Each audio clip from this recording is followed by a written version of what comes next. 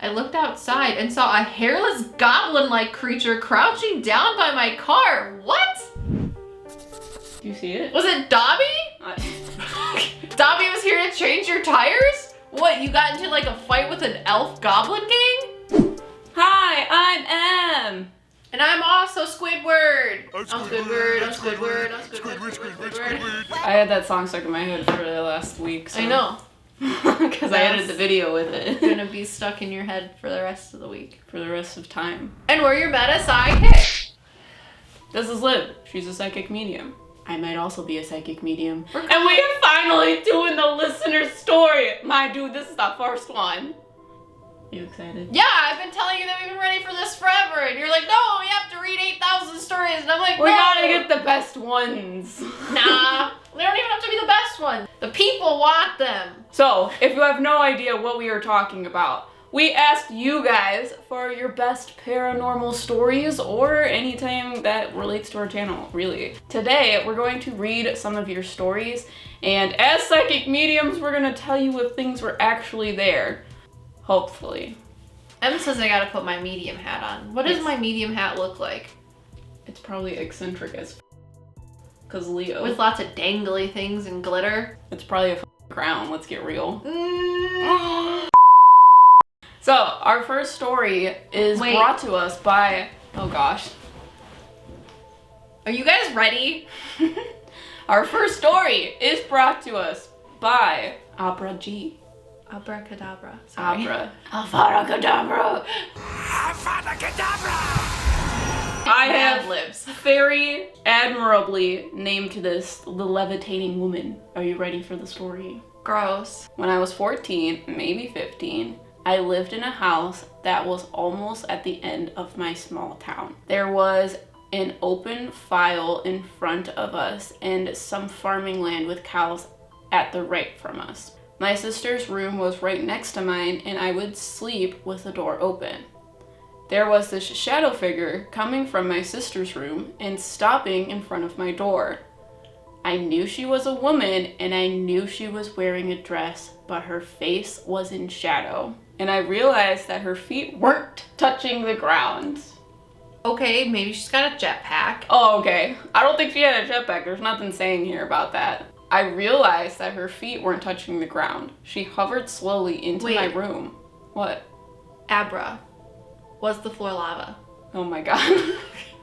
She hovered slowly into my room, towards my bed, and I remember feeling afraid but not able to move my body.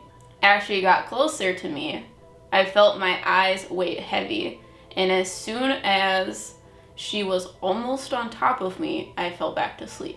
The next day, when I went to school, 2 of my friends stopped me to ask if I was okay.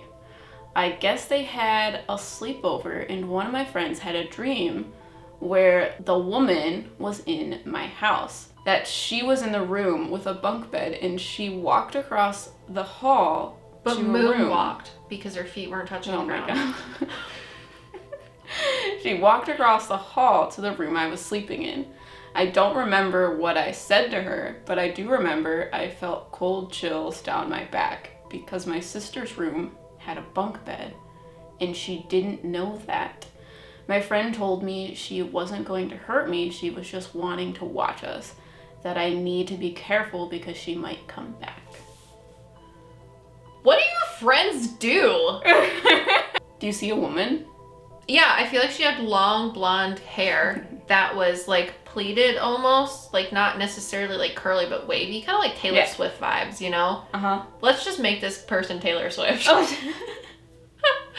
And like a long white nightgown. Yeah. And her feet weren't touching the ground. But like when you say her feet weren't touching the ground, it really was like her only, you could like see her toes. Yeah. Yes. Yeah. Gross. I thought I was making it up. Also, was your house white and like 2 stories and there was wooden floors everywhere? Because that's what I'm seeing. That is crazy. I don't know. I don't get like weird vibes. I get. Why was she going into that room? Into what room?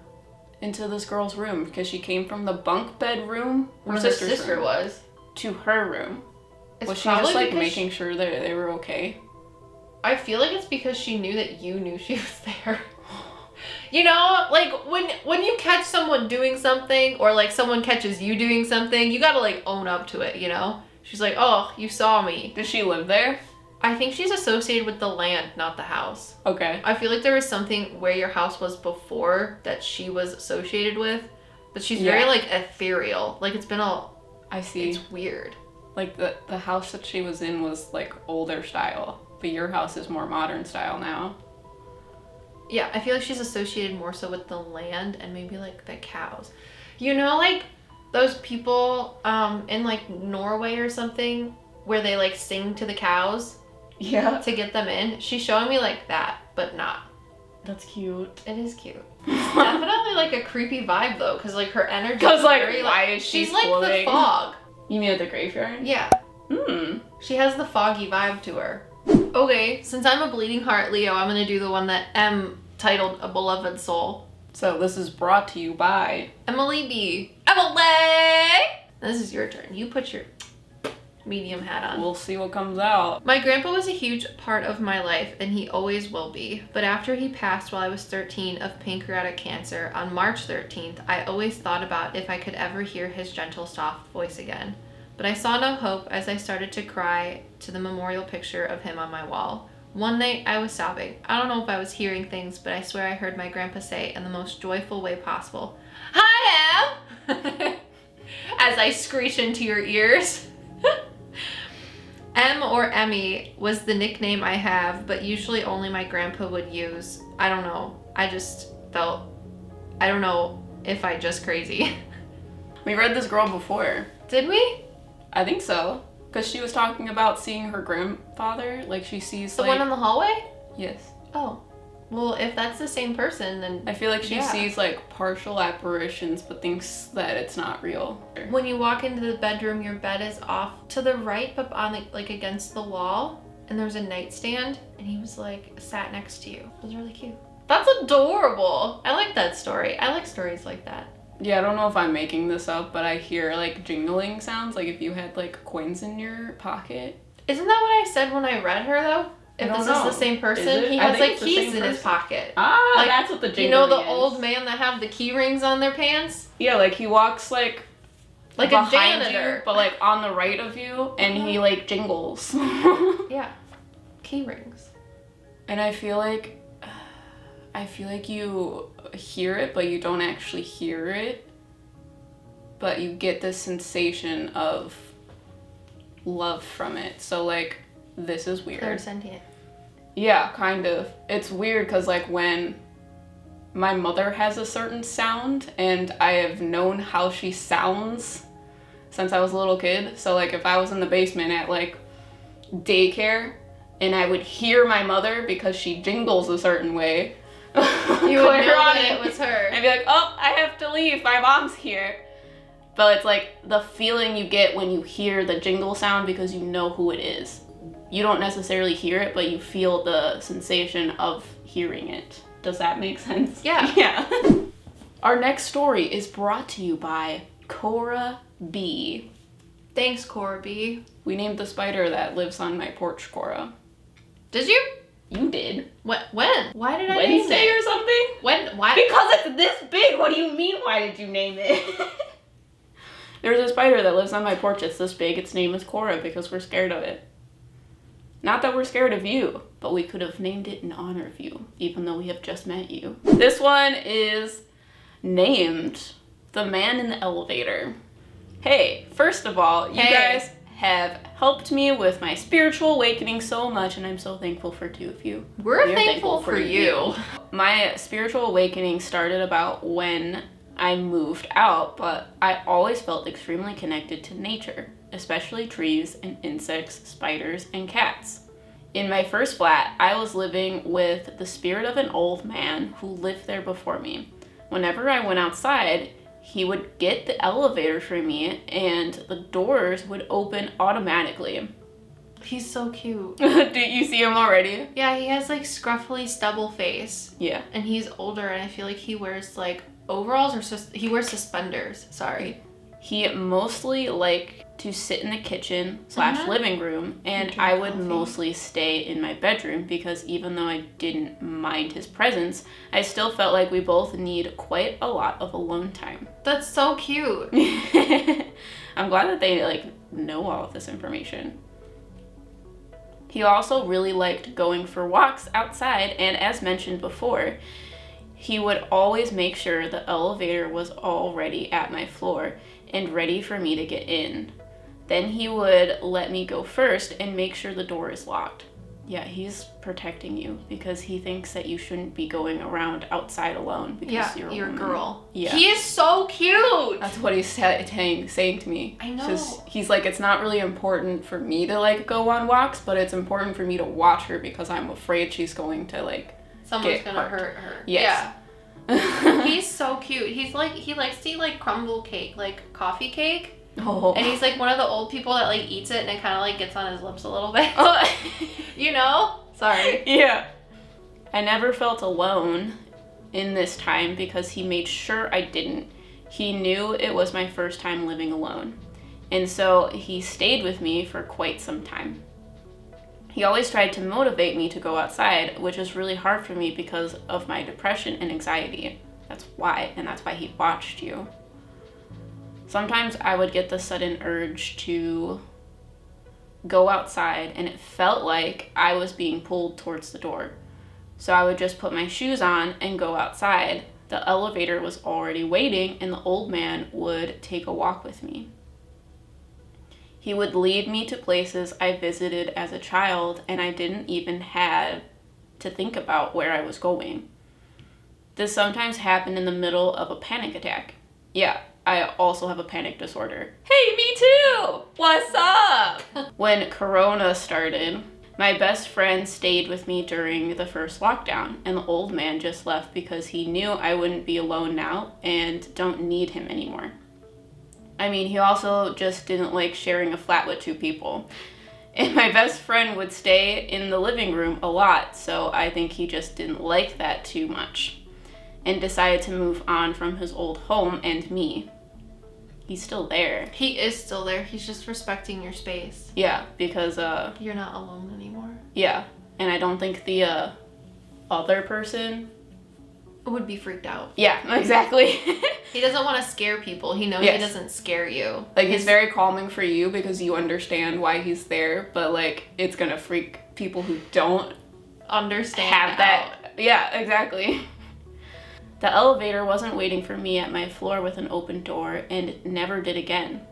My sister lives in the flat now and she also doesn't feel a spirit there anymore. I have a few more spoopy stories, but the old man is still one of my favorite spirits I met so far, and I'm quite thankful for his presence in a really hard time.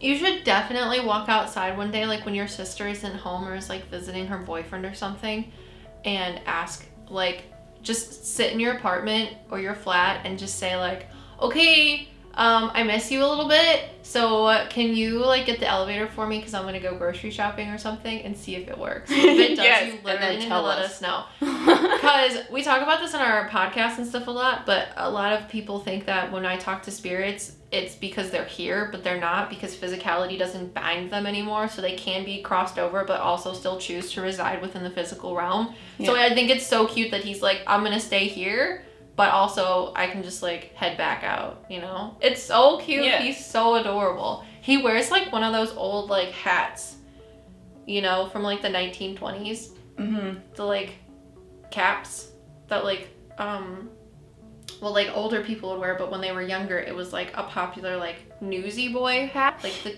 you know? It's so cute. He's like, but not when I'm inside, only when we go on walks.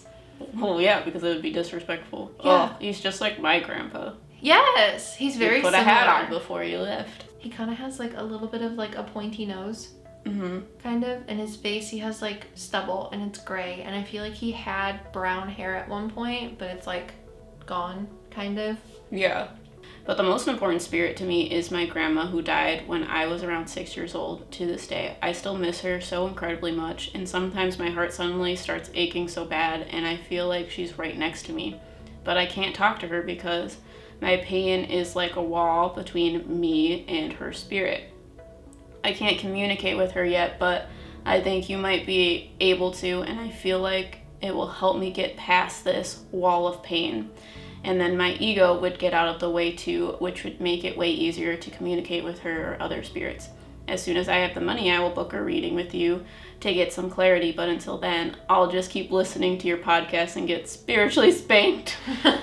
P.S. Liv, I also think there are elves with bells on their shoes that their mothers made playing hide and seek in the graveyards.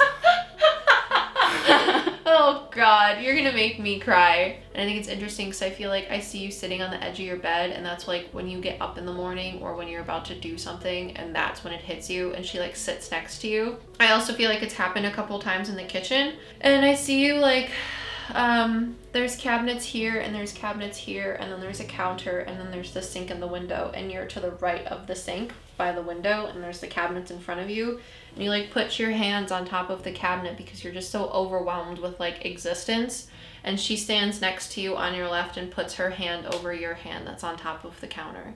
Her grandma? Mm-hmm. That's cute. It's really cute. It's adorable. Thank you for your story. If you didn't already notice, I almost cried like 3 times, so. I didn't notice, but I also wasn't looking at you. This is the Goblin at the End of the Street. This story is brought to you by who?